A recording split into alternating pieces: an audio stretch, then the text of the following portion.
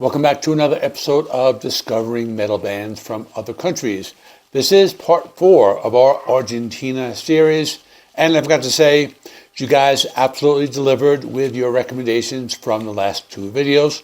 Today we're diving into 9 incredible albums that showcase the diversity and power of Argentina's metal scene.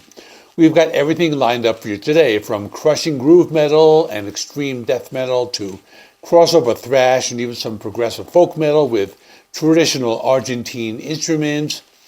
We're talking about bands that draw influences from Pantera and Lamb of God, some old school death metal that rivals Deicide, groove metal that channels Machine Head and Sepultura, and even some horror themed heavy metal that will get you in the Halloween spirit.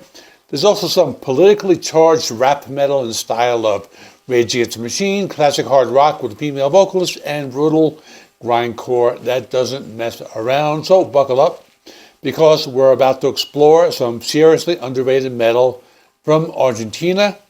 Let's get into it.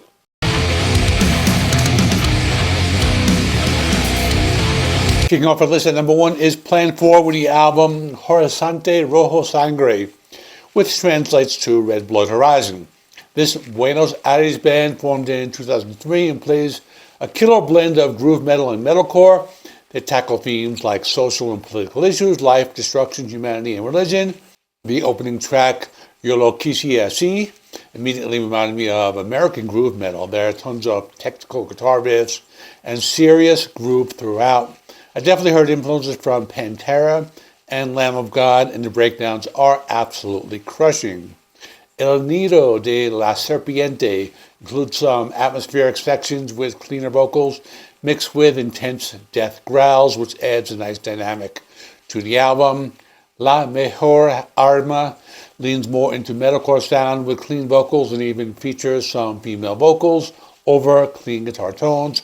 Hermanos de Sangre picks up the pace with some hardcore punk energy that gets your blood pumping, and then Mente de Martillo brings those galloping heavy metal rhythms with an audible bass guitar and clean vocals, major Metallica and Pantera vibes in that one. Brillando en el Ayer slows things down with some clean guitars and melody, almost qualifying as a power ballad. Title track Horizonte, Rojo, Sangre starts with atmospheric clean guitars before lunging into metalcore riffs and galloping rhythms.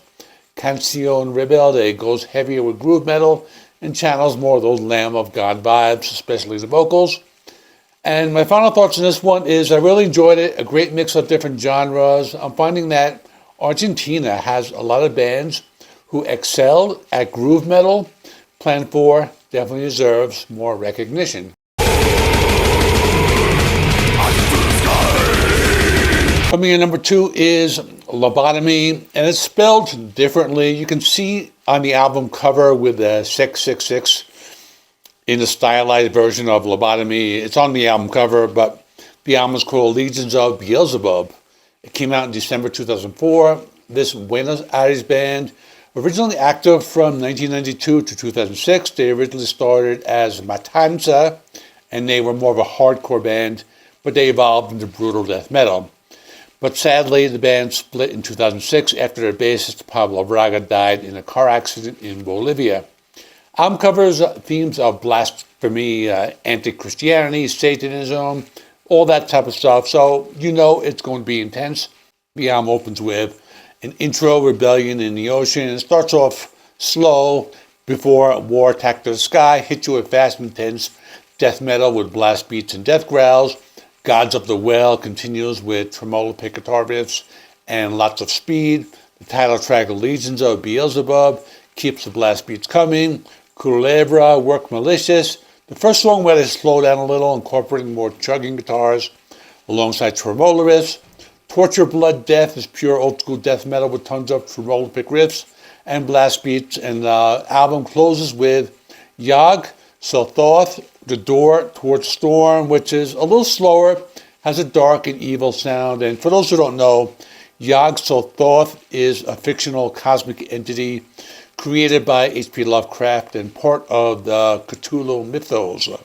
This was some very extreme death metal, similar to bands like Deicide. Most of the album is incredibly intense, sometimes hard to tell where one song ends and another begins, but they often say the song title in the chorus, so it might have been a little too extreme for me personally, but if you're into that really heavy, dark, evil type of death metal, I'm thinking Morbid Angel, that type of stuff, you will definitely like this.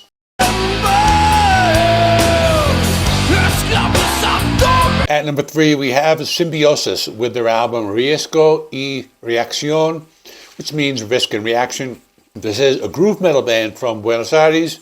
They formed in 1998, and here's an interesting piece of history.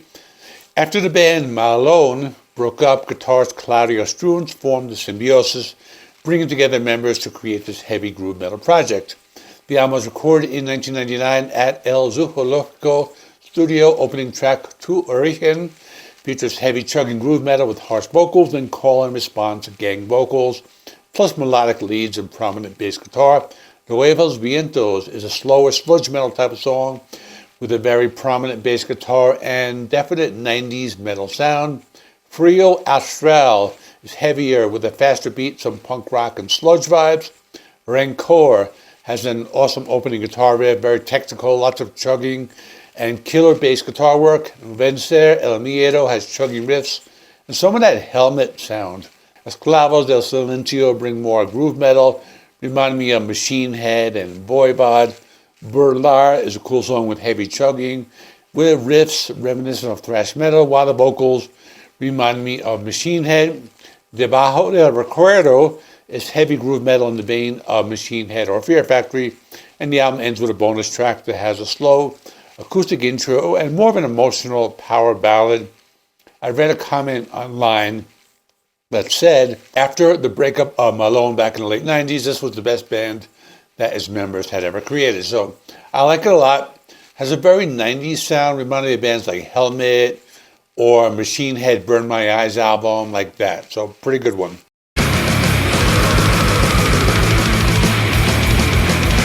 Number 4 is the band Terrorist with their album Mata o Muere, which translates to Kill or Die. It's a grindcore and brutal death metal band from San Miguel, Buenos Aires. They formed in 1992 and unfortunately split up at some point after this release. It's their second and final album before a couple of compilations. All band members wore black masks and they went by the names Terror, Black, and S Shit. The album opens with Mundo en Llamas, and it's an intro track before launching into some seriously hard-hitting riffs. There are dissonant tremolo guitar touches, give some tracks an industrial feel, but also plenty of groovy songs bringing action and attitude of hardcore punk and grindcore together. Guitar tone is warm and plump during the groovy parts, but rusty and grungy during the tremolo sections. You hear some Slayer-esque guitar solos. For example, the track Disturbios is a mid-tempo song, particularly reminiscent of Slayer from their late 90s, early 2000s groove era. The bass is heavy in the mix.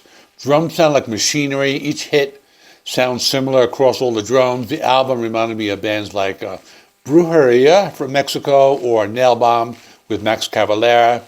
Lead vocals are these growls. They're pretty much hard to understand, but the choruses are similar to a band like Napalm Death, where high-pitched, grating, distorted screams. Mata o Muerte was a pretty cool album.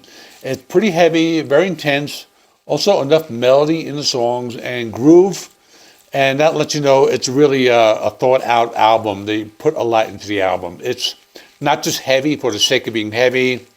There were some slower tracks I enjoyed, but overall, a pretty cool album.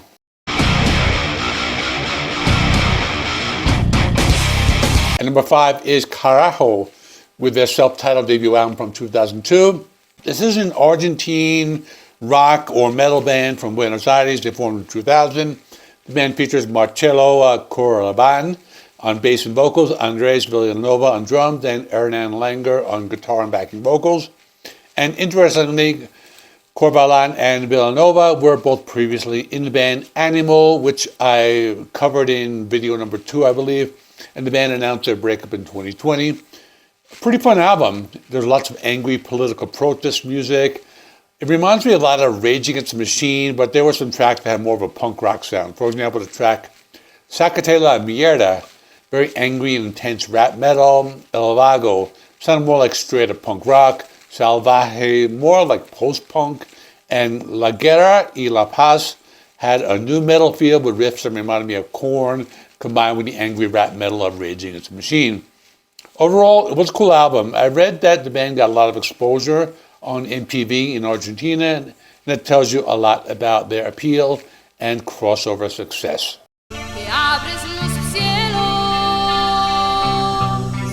For number 6, we're going back in time to 1983 with Púrpura's self-titled album. Púrpura was an Argentine hard rock and heavy metal band. They formed in 1982 and disbanded in 1984. The band features singer Leonor Marchesi, guitarist Osvaldo Greco, bassist Fernando Ortega, and drummer Marcello Leonardi. And here's some cool history. The band had a stunning debut before a massive audience at the BA Rock Festival in November 1982, at a time when pop rock was exploding in Argentina. Bands like Los Abuelos, De La Nada, Soda Stereo, and Virus. Púrpura and La Torre were two of the most popular local hard rock bands with female vocalists. It's a pretty cool band, very 70s sounding hard rock style with a female vocalist. I would compare the sound to early Kiss or Judas Priest. The female vocalist made me think of the band Heart as well. Guitar playing really good, lots of hard rock style riffs and solos. Some songs also had a bit of a psychedelic sound. Las Horas se Destinan was a dark power ballad, one of my favorites. Another favorite was Viajando es el Destino, because it was a prog rock type of song. Por las Buenas o Por las Malas, another favorite, more of an acoustic folk and prog sound. And a great piece of Argentine rock history. They deserve to be remembered, and this was actually one of my favorites because I really like this type of music.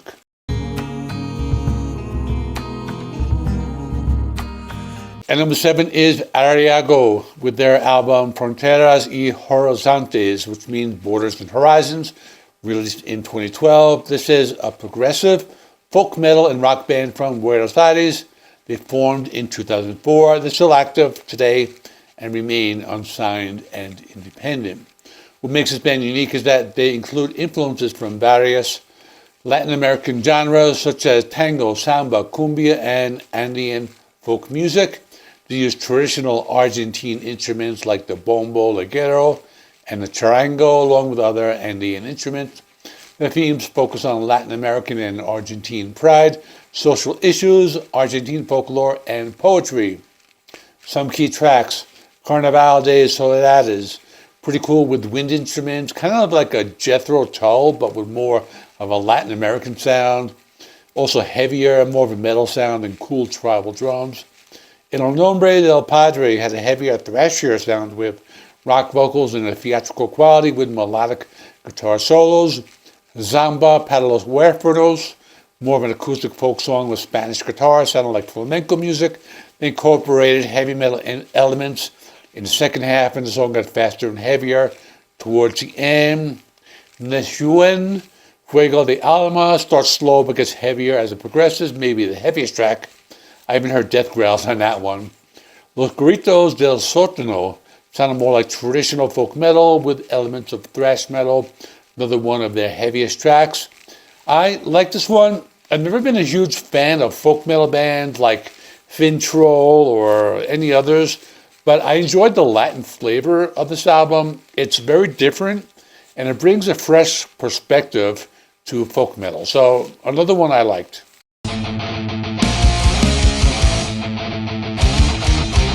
I have two more. At number 8, we have Violent Execution in their album Grito al Sistema. It means scream at the system. This is a thrash metal and crossover thrash band from Campana, Buenos Aires. They formed in 2011. They're still active today, currently signed to Cuervo Records. The themes focus on social issues, politics, and having fun. Some of the key tracks include Malditos Medios, fast and heavy crossover thrash, similar to bands like DRI or Suicidal Tendencies. has some elements of traditional heavy metal. Imperio is fast and heavy thrash with a very hardcore sound. Cadenas has traditional thrash metal riffs and tons of energy. Plutocracia features political lyrics about plutocracy and has an old school thrash metal sound. The title track, Grito al Sistema, brings more political thrash. Traidor sounds more like hardcore punk, while Sensacion Mash is an old school crossover thrash. Egalacras, more hardcore punk. CXDXD, a little different, maybe like traditional heavy metal and thrash with some dive bomb guitar sounds. The album ends with a bonus. It's a parody of Mighty Morphin Power Rangers, a thrash-style cover of the theme song. I like this one a lot. Just 25 minutes of pure metal energy, the kind of album you throw on when you want to get pumped up, and just it's good for a workout or anything like that. Just lots of energy.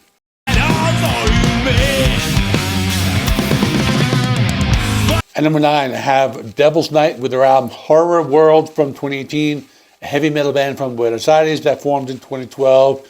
They're still active today. They remain unsigned and independent. As you might guess the name, the themes focus on horror. After a brief intro, the first song is called The Creature of the Black Lagoon. It's a mix of heavy metal and horror punk. I heard influence from the Misfits, other bands like Monster Magnet, though it's more heavy metal than punk. The vocalist sounded kind of like Glenn Danzig as well. Devil from Your Insides, a mid-paced metal song with gang vocals and a sound reminiscent of the Misfits. Beetlejuice is a song about the movie, one of the faster-paced songs, but also sounds like punk rock. Into the Chamber of Death is darker, a slower instrumental interlude track with sound effects and scary sounds. Coming Home to Hell starts off with Jason from Friday the 13th sounds and reminded me a lot of the Misfits. They also cover Michael Jackson's Thriller, and it's not too bad, like a new metal cover of Michael Jackson. Devilman was pretty cool, reminded me a little of Avenged Sevenfold's Nightmare album with some Rob Zombie. Black Queen starts with a clip from No Horror Movie, sounds like classic heavy metal with a catchy chorus. I Am the Night, more classic heavy metal with an Iron Maiden or Judas Priest sound. Seasons of Pain is some cool groove metal and thrash metal with guitar riffs, mixed with punk rock vibes, and the album closes with The Curse of All Hallows Eve, which starts slow and creepy, but then evolves into a fun punk and metal song. Overall, it's a fun album, a good one to play around Halloween.